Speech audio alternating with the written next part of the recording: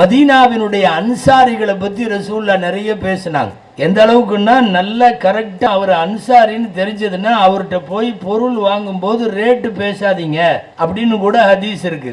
Rate இந்த parking பண்ணுவோம்ல, கொஞ்சம் பார்த்து போட்டு கொடு அப்படின்னு சொல்லி நம்ம ஊர்ல பேசுறோம்ல, அந்த மாதிரி பேசாதீங்க.